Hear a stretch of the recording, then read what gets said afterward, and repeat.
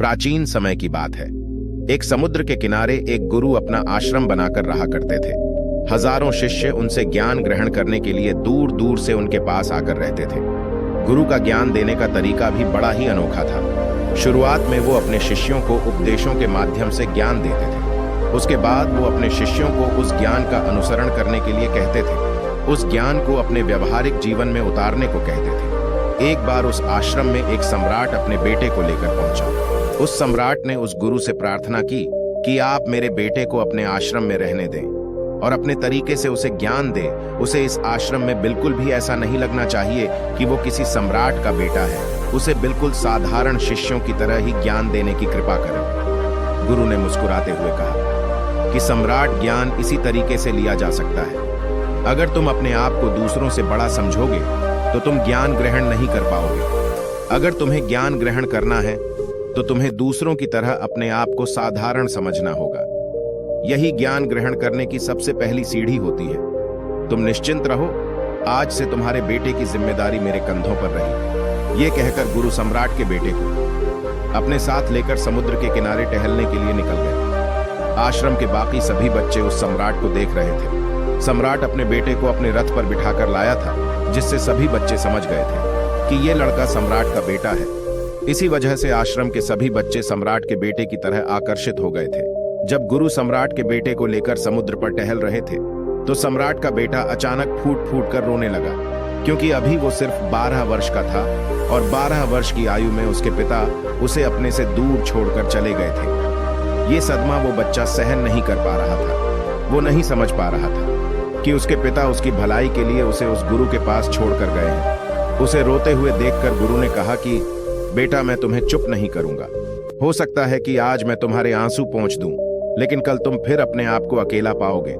याद रखना, जीवन में इंसान अकेला आता है और अकेला ही जाता है। जितनी जल्दी जो इंसान इस बात को समझ लेता है, वो उतनी जल्दी आत्मज्ञान के रास्ते पर निकल पड़ता है। गुरु ने अपनी बात आगे बढ़ाते हुए कहा कि जो इंसान अकेला रहना सीख लेता है वही खुद से प्यार कर पाता है, और जो खुद से प्यार करना जानता है वो किसी के भी जाने का अफसोस नहीं करता, क्योंकि वो खुद से ही प्यार करता है। धीरे धीरे तुम आश्रम के माहौल में ढल जाओगे। शुरुआत में तुम्हें समस्या आ सकती है, लेकिन कुछ दिनों के बाद तुम इसे आत्मसात कर लोगे। उसके बाद तुम्हें यही जगह बहुत अच्छी लगने लगेगी। ये जगह तुम्हें अपनी महल जैसी लगने लगेगी। शाम हो चली थी। समुद्र के दूसरे छोर पर सूरज छिपने लगा था और अपनी लालिमा पूरे आसमान में बिखेर रहा था। बड़ा ही सुंदर दृश्य था और गुरु शिष्य को अपने साथ लेकर आश्रम में वापस लौट आए।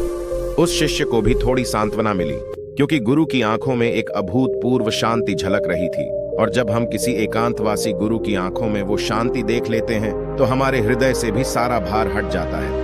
मन एकदम निर्मल हो जाता है। जब सम्राट का बेटा रात्रि का भोजन करने के लिए भोजन कक्ष में पहुंचा तो आसपास के सभी शिष्य उसके पास आने लगे। उन सभी को पता था कि ये सम्राट का बेटा है और अगर हम इससे दोस्ती कर लेते हैं तो उससे हमारा बहुत फायदा होने वाला है। यही सोचकर आश्रम के ज्यादातर ने उसे घेर लिया था। बस कुछ बच्चे जो अकेले रहने का महत्व समझते थे, जो दिखावे में विश्वास नहीं करते थे, वो उस सम्राट के बेटे के पास जाने की बजाय अपना पूरा ध्यान खाने पर लगा रहे थे और एकांत में बैठकर अपना भोजन कर रहे थे। कुछ दिनों के बाद सम्राट के बेटे की आश्रम के ज्यादातर बच्चों के साथ दोस्ती हो गई। अब वो आश्रम में उन बच्चों के साथ घूमता, उन्हीं के साथ अपना ज्यादातर समय बिताता। आखिरकार सम्राट का बेटा था, सुख सुविधाओं में पला बड़ा था। आसपास बहुत से दास और दासियां होते थे। आसपास अपने मित्रों से घिरे होना वही दिनचर्या उसने इस आश्रम में भी अपना ली थी। ऐसा नहीं था कि गुरु को यह सब पता नहीं था, पर गुरु उसे अलग तरीके से ज्ञान देना चाहते थे। बच्चों को ज्ञान आप उपदेश देकर नहीं दे सकते, उन्हें साक्षात्कार कराना पड़ता है। उसके बाद उन्हें वो बात समझ आती है जो आप समझाना चाहते हैं। गुरु को यह बात पता थी कि अगर मैं इसे बोलकर बताऊंगा तो ये कभी समझ नहीं पाएगा। मुझे ऐसे दिखाना पड़ेगा, इसे एहसास कराना पड़ेगा कि अकेले रहने से ही तुम अपनी शक्तियों को जान पाओगे। ये सीख देने के लिए गुरु एक दिन उस शिष्य को अपने साथ एक पहाड़ी की चोटी पर ले गए। पहाड़ी पर पहुंचकर गुरु ने उसे शिष्य से कहा कि अब तुम्हारा ज्ञान पूरा हो चुका है, बस एक आखिरी रात तुम्हें यहाँ पर बितानी होगी। उसके बाद अगले दिन शाम को मैं तुम्हारे राजमहल में तुमको पहुंचा दूंगा। वो बच्चा तो ये सुनकर बहुत खुश हो गया कि अब मैं वापस अपने राजमहल चला जाऊंगा। फिर से मेरे दास और दासियां, सारी भोग की वस्तु ये मेरे पास होंगी। उस शिष्य ने गुरु से पूछा कि गुरुजी, मुझे आज रात आप यहाँ पहाड़ी पर क्यों छोड़ रहे हैं? आखिर मुझे कौन सा आखिरी ज्ञान यहाँ से मिलेगा? गुरु ने मुस्कुराते हुए कहा कि यहाँ पर चट्टान के पीछे तुम्हें छिपकर बैठना होगा। यहाँ पर रोज रात को एक बाज जाता है, तुम्हें उस बाज को देखना है, बड़ी गौर से देखना है, हर गतिविधि देखनी है, और उस बाज को देखने के बाद अगले दिन अगर तुम उस बाज की खूबियां मुझे बता पाए तो मैं तुम्हें तुम्हारे राजमहल वापस भिजवा दूंगा। और हाँ, सुबह आने से पहले एक बात पर और ध्यान देना है। एक चरवाहा यहाँ पर अपनी भेड़ों को चराने के लिए आता है, तुम्हें उन भेड़ों की गतिविधियां भी देखनी है। याद रखना, बाज की गतिविधि रात को और भेड़ों की गतिविधि सुबह। अगर तुम दोनों की एक गतिविधि ध्यान से देखकर मुझे बता पाए तो तुम इस आश्रम से हमेशा के लिए आजाद हो जाओगे। तुम्हारा ज्ञान पूरा हो जाएगा। मैं तुम्हारे पिता को कह दूंगा कि ये बच्चा हमारे आश्रम का सबसे ज्ञानी बच्चा है। ये कहकर गुरु अपने आश्रम में वापस लौट आए और वो बच्चा वहीं पर उस चट्टान के पीछे खड़ा हुआ, उस बाज का इंतजार करने लगा। काफी वक्त बीत जाने के बाद वहां पर एक बाज अपने बच्चों के साथ पहुंचा। सम्राट के बेटे ने पूरी रात उस बाज की गतिविधि बड़े ही ध्यानपूर्वक देखी और सुबह होने के बाद जब चरवाहा वहां पर अपनी भेड़ों को लेकर पहुंचा तो उसने एक अभूतपूर्व दृश्य देखा। उसने देखा कि वो बाज भेड़ की एक मेमने को अपने पंजों में दबाकर आसमान में उड़ गया। उसने उस भेड़ के बच्चे का शिकार कर लिया था। ये सारा दृश्य देखकर वो बच्चा आश्रम में वापस अपने गुरु के पास पहुंचा।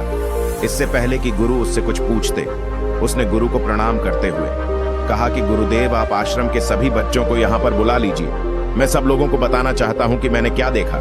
जब आश्रम के सभी बच्चे वहां पर पहुंच गए तो उस सम्राट के बेटे ने कहना शुरू किया कि मैंने अपने जीवन में बहुत से पक्षियों को देखा है, लेकिन बाज उन सभी पक्षियों में से सबसे अद्भुत और सबसे अलग होता है। उदाहरण के लिए एक तोता हम सभी ने देखा है। तोता बोलता तो बहुत है लेकिन कभी ऊंचा नहीं उड़ पाता, लेकिन एक बाज जो कि हर समय शांत रहता है वो आकाश को भी छू सकता है। उसमें आकाश को भी छू लेने का सामर्थ्य होता है। जब भी एक बात अपने शिकार को निश्चित कर लेता है तो वो उसी शिकार पर अपनी नजरें गड़ाए रहता है, चाहे वो कितनी भी ऊंचाई पर क्यों ना हो, चाहे कितना भी बड़ा तूफान क्यों ना जाए, लेकिन उसकी नजर हमेशा अपने लक्ष्य पर स्थिर रहती है। आज सुबह जिस बाज को मैंने देखा, उसने हर भेड़ को अपना शिकार नहीं बनाया, बल्कि उस भेड़ के झुंड में से उसने उस भेड़ के मेमने को अपना शिकार बनाया। उस बाज की तरह हमें भी अपना ध्यान अपने एक ही लक्ष्य पर स्थिर रखना चाहिए। चाहे कितनी भी अड़चनें क्यों ना आए, हमें अपना लक्ष्य स्पष्ट दिखाई देना चाहिए।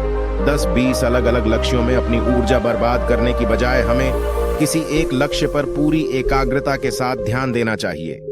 तीसरी बात जो मैंने उस बाज से सीखी और जो हम सभी को सीखनी चाहिए वो ये है कि बाज कभी भी दूसरे पक्षी के साथ नहीं उड़ता, वो हमेशा आकाश में अकेला उड़ता है। इससे हमें ये सीख लेनी चाहिए कि हमें कभी भी छोटी सोच वाले लोगों के साथ नहीं रहना चाहिए। आखिरकार हम भी वही बन जाते हैं जिनके साथ हम रहते हैं। इसीलिए या तो बड़ी सोच वालों के साथ रहो या फिर अकेले रहो, क्योंकि जब हम अकेले रहते हैं तभी हम खुद की ताकत और खुद की कमजोरियों को जान पाते हैं।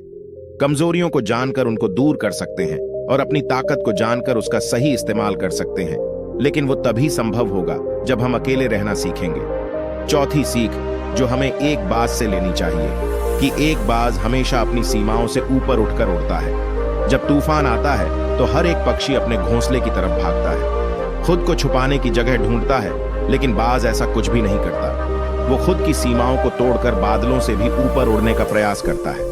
हवाएं उसे थपेड़े मारती है, पंख उसके बाहरी हो जाते हैं, पानी और धूल की वजह से उसे कुछ दिखाई नहीं देता, लेकिन वो फिर भी आसमान की तरफ उड़ता रहता है और अंततः बादलों से भी ऊपर निकल जाता है और वहां तब तक उड़ता रहता है जब तक मौसम ठीक नहीं हो जाता। अपनी सीमाओं को सिर्फ इसलिए तोड़ पाता है क्योंकि वो समस्या के आने पर उससे घबराता नहीं है, उससे डर कर बचने का प्रयास नहीं करता, बल्कि एक सकारात्मक नजरिए के साथ उसका सामना करता है। जीवन में चाहे कितनी भी उलझन क्यों ना आए, हमें उन उलझनों से लड़ना चाहिए, ना कि उनसे डर कर कहीं छुप कर बैठना चाहिए। बहादुर तो वो लोग होते हैं जो तूफानों से टकरा जाते हैं। कायर तो अपने घर में, अपने घोंसले में अपनी जगह ढूंढकर बैठ जाते हैं। पांचवी बात जो हम एक बाज से सीखनी चाहिए कि बाज कभी भी अपने घोंसले में घास के कोमल तिनके नहीं रखता। जो तिनके एक कोमल होते जाते हैं वो उन्हें निकालकर फेंकता रहता है। उसी तरह चाहे कितनी भी आरामदायक जिंदगी आपको मिली हो, लेकिन उस आराम से ऊपर उठकर अपने आलस्य को तोड़कर जीवन में मेहनत करते रहना चाहिए। जीवन में पसीना बहाना चाहिए, शारीरिक मेहनत करनी चाहिए। अपने घोंसले से कोमल तिनके उठाकर फेंक दो और आज ही अपने आलस्य को तोड़कर निकल पड़ो। हर दिन अपने आप को चुनौतियां दो, हर दिन मुश्किलों से लड़ो, क्योंकि वही मुश्किलें तुम्हें मजबूत बनाएंगी।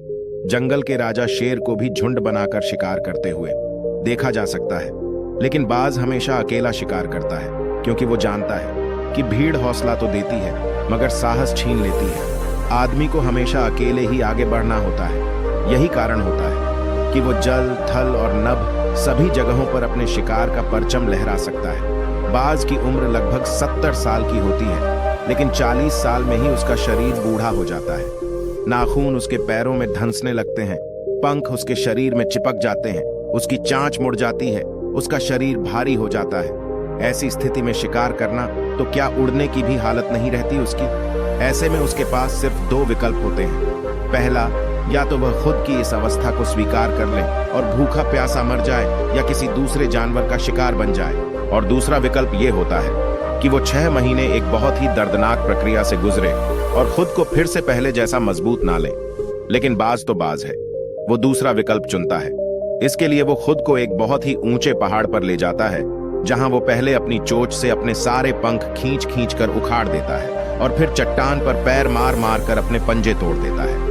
उसके बाद उसी चट्टान पर अपनी चोंच को पटक पटक कर तोड़ देता है और इस लहूलुहान अवस्था में खुद को दूसरे जानवरों से छुपाता फिरता है। अगले 6 महीने तक वो इसी दर्दनाक प्रक्रिया से गुजरता है और इंतजार करता है नए चोंच, नए पंख और नए पंचों का। तब फिर वो अपनी नई जिंदगी शुरू करता है और निकल पड़ता है अपने शिकार पर और अगले 30 सालों तक फिर से राज करता है। इसीलिए समय आने पर हमें भी अपनी पुरानी आदतों को छोड़ना पड़ता है और कुछ नया सीखना पड़ता है। समय के साथ बदलना पड़ता है, अपने आप को तैयार करना पड़ता है, वरना हमारा भी शिकार हो सकता है, हम भी पीछे रह सकते हैं। इसके बाद सम्राट के बेटे ने भेड़ों की विशेषता बताते हुए कहा कि भेड़ हमेशा झुंड में चलती है।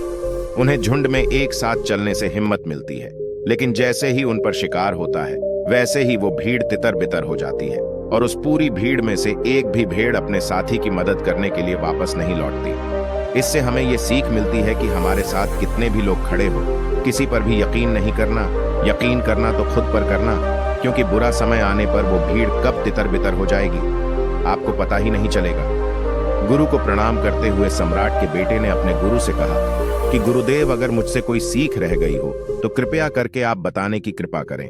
गुरु ने सभी बच्चों को संबोधित करते हुए कहा कि ये सभी बातें जो अभी इस बच्चे ने बताई हैं सब सही है, लेकिन ये सारी खूबियां आप लोगों में तभी पैदा हो पाएगी जब आप अकेले रहने का अभ्यास करेंगे। आपने देखा होगा कि बाज कभी भी किसी दूसरे पक्षी के साथ नहीं रहता, ना ही किसी के साथ अपनी जोड़ी बनाता। वो आसमान में अकेला उड़ता है और अकेला उड़ने की वजह से वो अपनी ताकत और अपनी कमजोरियों को जान पाता है। इसके बाद गुरु ने अपनी बात खत्म करते हुए कहा कि मैं आज रात इस सम्राट के बेटे को इसके राजमहल में छोड़ने के लिए जा रहा हूँ, क्योंकि इसके सीख यहाँ पर पूरी हो गई है। और ये कहकर गुरु उस सम्राट के बेटे का हाथ पकड़कर राजमहल की तरफ रवाना हो गए और बाकी के सभी बच्चे उन्हें पीछे से जाते हुए देखते रहे।